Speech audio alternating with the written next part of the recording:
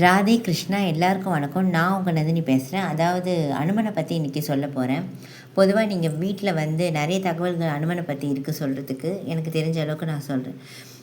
வீட்டில் வந்து two wheeler அதாவது வண்டி வச்சுட்டு இருந்தீங்க அப்படின்னு சொல்லிட்டு இருந்தால், இந்த பறக்கிற மாதிரி மலையை தூக்கிட்டு பறக்கிற மாதிரி இருக்க அனுமனை வாங்கி வண்டி முன்னாடி கட்டுங்க. கண்டிப்பாக வந்து ஆக்சிடெண்ட் இல்லை ஏதாச்சும் சுற்றி கித்தி போடுறாங்க அதை தாண்டுறோம் அப்படின்னா கண்டிப்பாக பாதுகாப்புக்கு அவசியமாக இருக்கும். எனக்கு நான் அதை தான் செஞ்சிட்ருக்கேன்.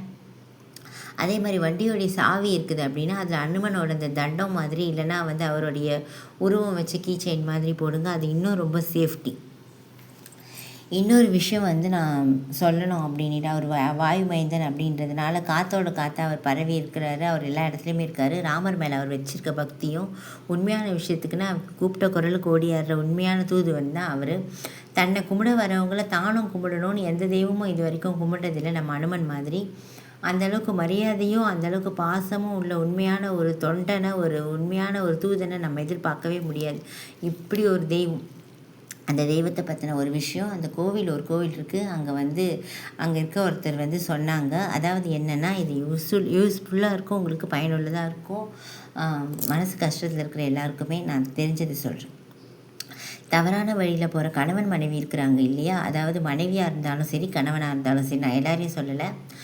புருஷன் இருந்துகிட்டு இருக்கும்போது வேறு ஒரு ஆணோட தொடர்பு வச்சிட்ருக்கிற பெண்ணாக இருந்தாலும் சரி, இல்லை பொண்டாட்டி இருக்கும்போது வேறு பொண்ணோட தொடர்பு வச்சிட்ருக்க ஆணாக இருந்தாலும் சரி, இதனால் என்னென்னா குடும்பத்தில் குழந்தைங்க ரொம்ப பாதிக்கப்படுறாங்க. அப்பா அம்மா சரி இல்லாமல் போகிறதுனால. ஒரு வேளை இந்த 2 பேரில் ஒருத்தர் நியாயமாக நினச்சி என் பொண்டாட்டி எனக்கு வேணும், இல்லை என் புருஷன் எனக்கு வேணும் அப்படின்னு நினச்சா கூட இந்த வந்து ரொம்ப பயனுள்ளதாக இருக்கும்னு நினைக்கிறேன். இது வந்து அந்த கோவிலில் இருக்கிற குருக்கள் சொன்னாங்க. என்ன செய்யணும்னா, அதாவது ஒட்டி இருக்கிற ரெட்டை வாழைப்பழம் வாங்கிக்கணும். அதில் ஒரு வாழைப்பழத்தில் வந்து உங்கள் கணவனோட பேரோ இல்லை மனைவியோட பேரோ எழுதிட்டு, அந்த ஒரு வாழைப்பழத்தில் வந்து அந்த தவறான உறவில் இருக்கிற அந்த ஆணோ இல்லை பெண்ணோ அவங்க பேரை வந்து பிளாக் மார்க்கரில் எழுதிடணும். எழுதிட்டு ஒரு அனுமன் கோவிலுக்கு போயிட்டு, அங்கே கொஞ்சம் குரங்குகள் நிறைஞ்சிருக்கிறதா இருந்தால் ரொம்ப விசேஷம், நல்லது. ஆனால் அது இருக்கணும். அங்கே அனுமன் பாதத்தில் வச்சு என் கணவனை என்கிட்ட மீட்டு கொடுத்துரு, அப்படி இல்லையா என் புருஷன் போய் கேட்குறாரு என் மனைவி என்கிட்ட மீட்டு கொடுத்துரு, நான் குழந்தைங்கள வச்சுருக்கேன், என் குடும்பத்தை காப்பாற்று அப்படின்னு சொல்லி வேண்டி ஒரு அர்ச்சனை பண்ணிவிட்டு அந்த பழத்தை கொண்டு வந்து வேப்ப எண்ணெயில் வந்து அந்த பழத்து மேலே அந்த வேப்ப எண்ணெயை ஊற்றி அந்த குரங்குங்கக்கிட்ட நீங்கள் போட்டுடுங்க. அப்படி போட்டால் என்ன ஆகும்னா, அது பிச்சு பிடுங்கி பிரித்து போடுதுன்றதுனால நாள் பட அந்த தவறான உறவில் இருக்கவங்க அவங்களே விலகி போயிட்டு உங்கள் புருஷன் உங்ககிட்ட வந்துடுவார், இல்லை உங்கள் மனைவி உங்ககிட்ட வந்து சேர்ந்துருவாங்க. இதை கண்டிப்பாக செஞ்சு பாருங்கள். ஏன்னா குழந்தைங்க இருக்காங்க நமக்கு, நாளைக்கு அவங்களோட எதிர்காலம்னு ஒன்று இருக்குது. இப்போ புருஷன் வேறு வழியில் போயிடலாம், பொண்டாட்டி வேறு வழியில் போயிடலாம். 2 பேரும் சேர்ந்து பிறந்த குழந்தைங்க எந்த வழிக்கு போவோம்? அது 2 பேர் பிரிஞ்சாலும் அதுங்களுக்கு தான் பாதிப்பு. அதனால் இதை கண்டிப்பாக செஞ்சு பாருங்கள்.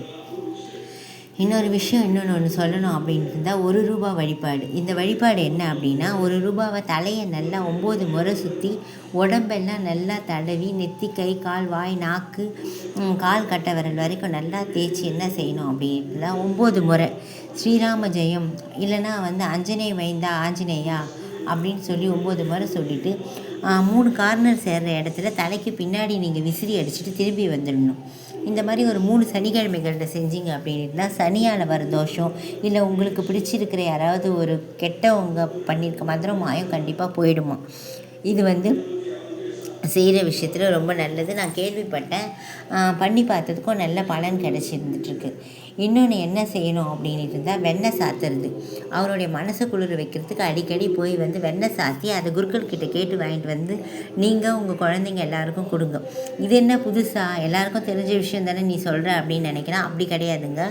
மாரில் சாத்தின வெண்ணெய் எடுத்துகிட்டு வந்து உங்கள் குழந்தைங்களுக்கு கொடுத்துட்டு நீங்களும் சாப்பிடுங்க. அந்த வெண்ணெயை என்னென்னா, சைவ சாப்பாடு சேர்த்துக்கிறீங்க அப்படின்னும்போது அந்த சாப்பாட்டில் அந்த வெண்ணெயை கலந்து எல்லாருமே குடும்பமாக சாப்பிடும்போது என்னென்னா குடும்ப ஒற்றுமை அதிகரிக்கும். உங்கள் குடும்பத்தை யாராலையும் பிரிக்க முடியாது. நான் சொன்ன தகவல்லாம் உங்களுக்கு பிடிச்சிருந்ததுன்னா கண்டிப்பாக இதை நீங்கள் செஞ்சு பாருங்கள். ஷேர் பண்ணுங்கள், லைக் பண்ணுங்கள். எனக்கு லைக் பண்ணுறது, ஷேர் பண்ணுறது, சப்ஸ்கிரைப் பண்ணுறது இருந்தாலும் என்னை வந்து இத்தனை பேர் சப்ஸ்கிரைப் பண்ணியிருக்கீங்க. சேனலை பார்க்குறவங்க குடும்பம் நல்லா இருக்கணும்ன்ட்டு கேட்குறேன். நீங்கள் எல்லோரும் இதை பண்ணி பாருங்கள். உங்கள் குடும்பம் நல்லா இருந்து நீங்கள் ஆசீர்வாதம் பண்ணிங்கன்னா அது என்னுடைய குழந்தை, என் குடும்பமும் நல்லாயிருக்கும். கண்டிப்பாக ஆஞ்சநேயர் மேலே பாரத்தை போட்டு செஞ்சு பாருங்கள். நன்றி.